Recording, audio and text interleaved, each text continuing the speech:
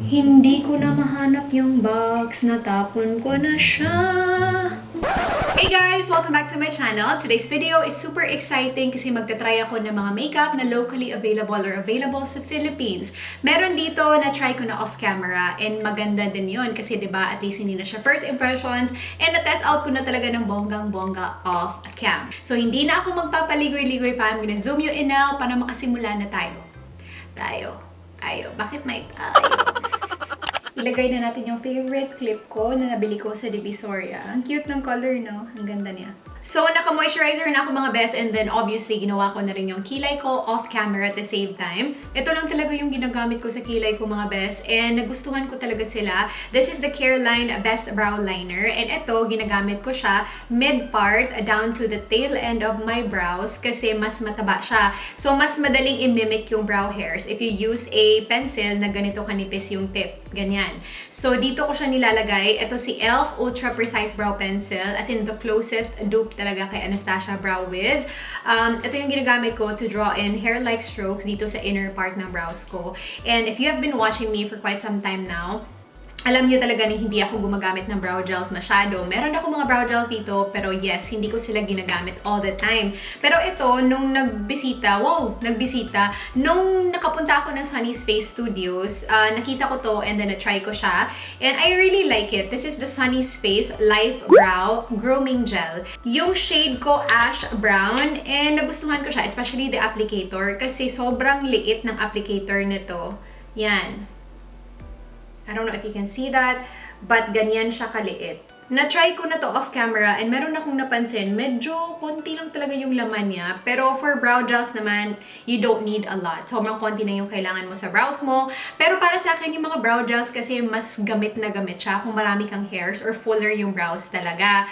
Kasi pag wala ka namang buhok sa kilay, then wala kang i-groom yung ganon. So if you're looking for a nice brow gel, then I can recommend this one from Sunnies Face. Yung applicator talaga nito yung super nice. Hindi ko binili yung pencil nila kasi happy naman ako dito sa mga brow pencils ko. Sabi ko, wag na lang. Sobrang excited akong i-share tong product sa inyo, pero pasensya na po na wala ko na yung box niya. So, magbabasa na lang ako ng claim dito sa website ng Maybelline. Hindi na lang sa box kasi yung claim ng product na to nasa box. This is the Maybelline Super BB Ultra Cover with SPF 50 PA++++.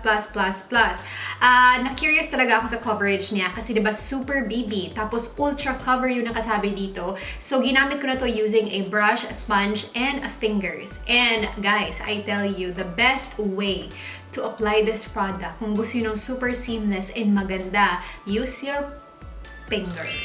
Ito talaga yung best tool, mga best, sa paggamit ng product na to. Maganda yung coverage niya. It's not gonna give you the fullest of full coverage. Hanggang medium coverage lang siya sa akin. Alam nyo naman, marami akong chismis sa mukha. Nagpipeek through pa rin siya. Pero sobrang ganda ng BB cream na to, in fairness. For a BB cream, high-medium na yung coverage niya if you use a brush. If you wanna shear it out kasi flawless na yung skin mo, use a sponge or damp sponge. Kasi maganda din pag damp sponge. Yun nga lang talaga, share out yung coverage. Pero itong fingers, maganda siya mga best. Medium coverage and flawless. Anyway, apply ko muna sa skin ko to. I'm gonna apply it on the right side of my face first para makita nyo. Hindi na ako magpa-primer. Moisturizer lang. And hindi na rin ako magsa-sunscreen kasi meron na siyang SPF 50 PA+++.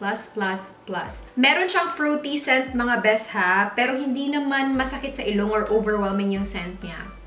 Super duper easy to blend as well. So kung ikaw yung tipong babae na late parati sa school and work and nagmamadali ka, get this BB cream. And maganda siya, madaling mag-set. And when it sets, it looks so natural. Meron siyang natural radiance na binibigay sa skin ko. And most of my primers here, di ba, mga oil-based primer or yung mga illuminating primer kasi nga dry skin ako.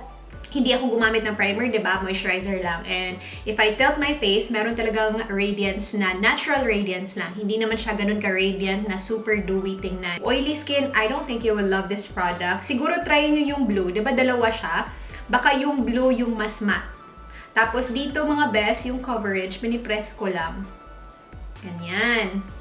O diba, in fairness naman, kahit sobrang itim ng mata ko, natakpan niya, Kung super duper itim yung mga acne scar, then of course you need to spot conceal pa. Kasi nga high medium lang yung coverage ng BB cream na to.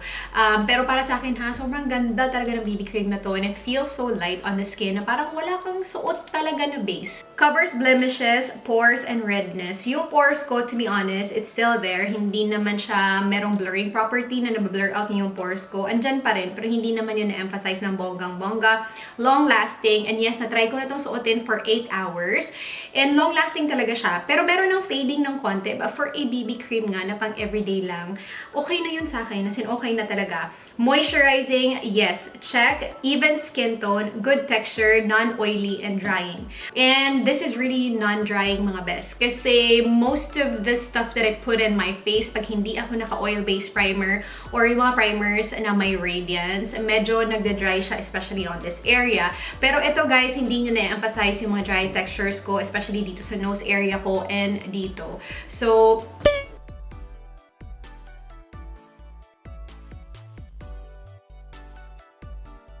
what I do to really press in the product sa skin ko, I use a damp sponge and then blend everything again. Meron akong bagong concealer from Nichido. This is called the HD Serum Gel Concealer for Eyes and Face. And yung shade na binili ko, Cashmere. Okay naman siya. Madali lang siyang i-blend. Ang problema lang, if you use it to conceal, hindi siya maka-conceal kasi hindi talaga siya full coverage.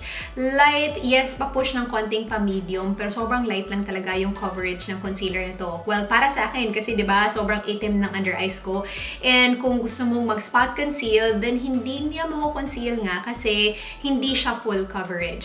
Na-curious ako kasi HD siya, diba? So, I was thinking maybe maganda siya kahit medyo mahal naman siya for Nichido kasi 200 something plus. Ilalagay ko lang yung presyo dito sa screen. Medyo mahal siya for Nichido kaya binili ko na lang para ma-compare ko din sa LA Girl. Pero if you ask me now which one I like better, way better. I like the LA Girl talaga kasi mas maganda si LA Girl, yung coverage, and hindi siya nagsisettle sa lines. If you already have lines, well, if you have flawless under eyes and hindi naman ganun ka-dark yung under eye circles nyo, baka mag-work to sa inyo. Pero para sa akin, hindi siya nag-work. In fairness mga best, maganda naman yung applicator ng Nichido. I'm gonna give you a swatch pala. So this is in the shade Cashmere. And maganda yung applicator kasi nabibend siya. Reminds me of the Naked Skin Concealer. Maganda siya pang ganun sa under eyes. Konting push pa Nichido. Konting push pa talaga sa coverage. And yung parang formula na hindi nagsisettle sa lines. Konti na lang eh. Kasi madali lang siyang i-blend. Konting-konti na lang talaga. So, if you guys are looking for an HD concealer that won't break the bank and nasa drugstore lang, high-medium coverage, this is the LA Girl Pro Conceal High Definition Concealer. If you guys are curious about my shade, is natural.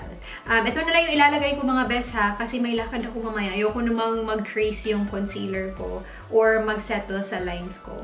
Meron akong dalawang products dito from Vice Cosmetics na hindi ko pa nagamit and obviously sealed pa. And andito yung presyo, 145 pesos each. Ito si bronzer and this is in the shade Porshyur. And ito naman si Vice Blush, Aura Blush in the shade Manyika. This is really bright. Binili ko to kasi summer and gusto ko ng bright blush. Super cute packaging, metallic pink, and I'm gonna open the bronzer first. Ito muna yung apply natin. So again, this is in the shade Porshyur. Porshyur. And cute to kasi meron siyang star dyan. I'm gonna give you a swatch. Huwag kayong matakot kay Porshyur kasi ako natakot din kasi wow, baka dark to. Pero hindi naman siya ganun ka-dark sa swatch. So, meron siyang pagka-warm and reddish undertone ng konti. So, hindi mo to magagamit as contour shade talaga. Kasi pag contour shade... Kasi pag contour shade, dapat cool tone na brown. Eh, ito hindi. Hindi siya ganun ka-powdery. Merong lumipad na powder, but not as powdery as their powder foundation. So, apply na natin to.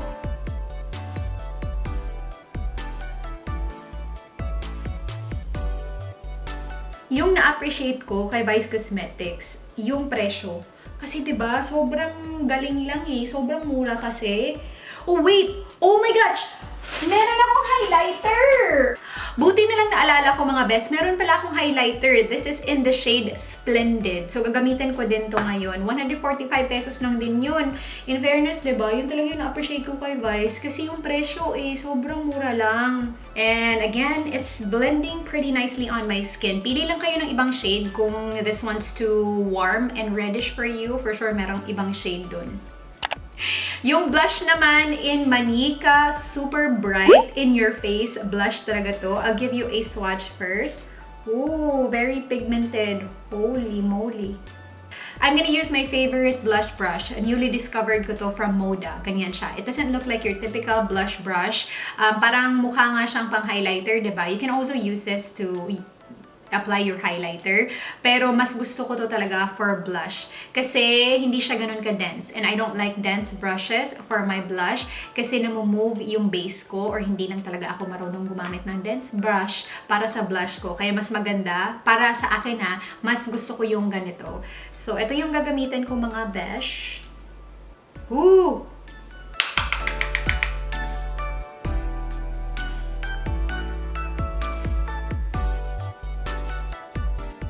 Sabi nila, uso yung putok na blush. So, damihan natin, besh. I actually really love the shade. It looks scary on the pan, but when you put it on your cheeks, maganda siya. Basta just be careful and wag yung dense na brush or else.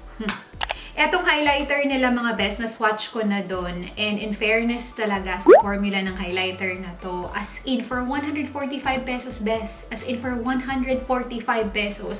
Sobrang ganda ng formula nito kasi it's not full of chunky glitters. It's just really beautiful.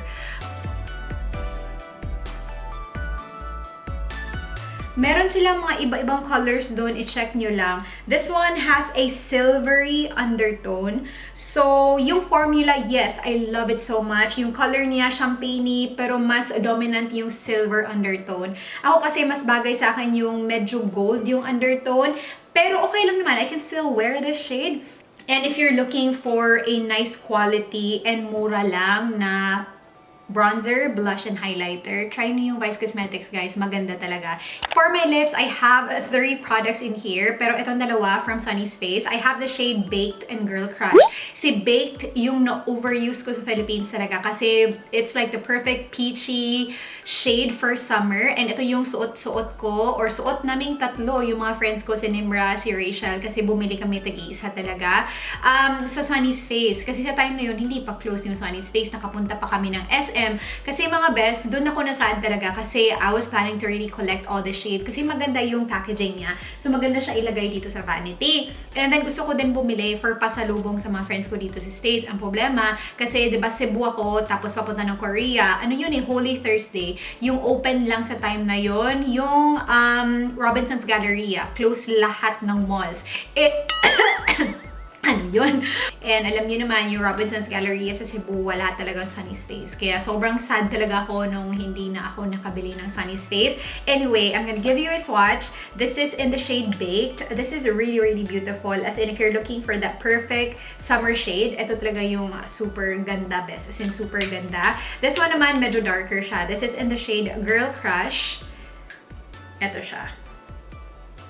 Magkaiba yung shade nila, so it depends on your skin tone. I don't know what I'm gonna wear, pero alam ko na yung naisip nyo ngayon, ate pagka-swatch, ate pagka-swatch. Alam ko yung sinasabi nyo while watching me on the screen now. So, isa-swatch ko na lang sila sa lips ko. So, I'll start with Baked muna.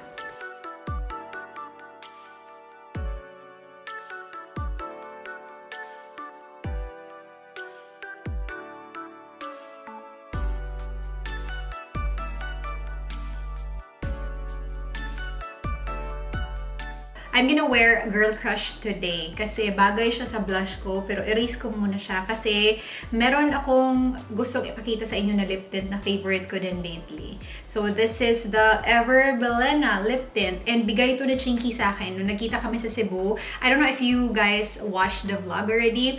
Pero yes, nakita kami ni Chinky before ako umuwi ng States. Nakita kami sa Robinson Galleria. And then, nakita ko siyang ina-apply niya to. Sabi ko, oh my gosh, yun yung bago, diba? Sabi niya, ay, Day, gusto mo pala to. Wala ka palang ganito. So, sabi niya, okay lang, ibigay ko sa'yo to. Sabi ko, ay, hindi talaga ako tatanggi. So, thank you, Chinky, if you're watching this. Maraming salamat na i-enjoy ko to. Pero guys, mas gusto ko siya sa cheeks ko talaga, to be honest. Itong ganito na lip stain from Everbelena, mas gusto ko siya sa cheeks ko. Like, for example, like, super light lang na BB cream and yung nagmamadali ka, like ito, maganda siya. It's long-lasting on the cheeks, but on my lips, sobrang dali lang yung matanggal. Pero I like the color and I don't mind reapplying. This is in the shade Uptown Red.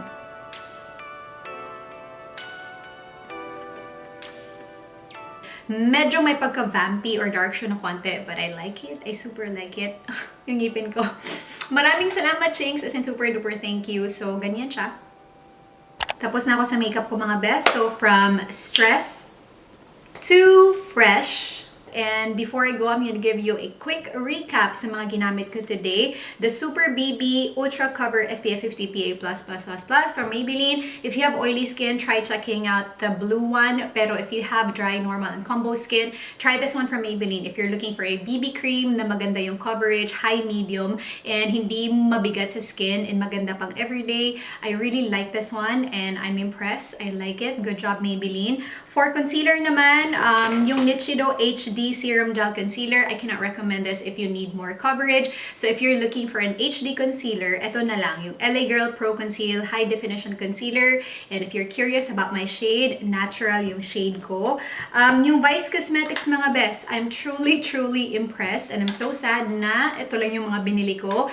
So I don't know, maybe if meron akong friend na uuwi ng Philippines, magpapasabay na lang ako kasi nagustuhan ko talaga sila. And for the price, oh my gosh, 145 pesos.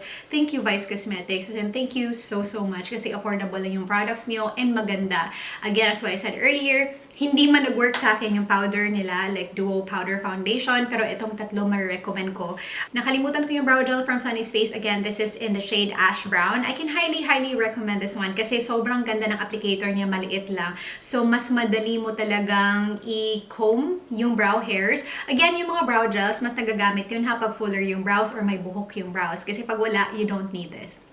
Sunnies Face na lipstick, yes, I know a lot of people are saying na overrated sila. Pero sa totoo lang guys, gustong-gusto ko yung formula niya talaga. I really like it. It's not that long-lasting on the lips kasi hindi siya liquid lipstick. But I can highly recommend kasi sobrang comfortable lang niya sa lips. Hindi naman kailangan na bilhin nyo lahat ng shades. Mag-swatch lang kayo doon and tingnan nyo kung ano yung babagay sa skin tone nyo.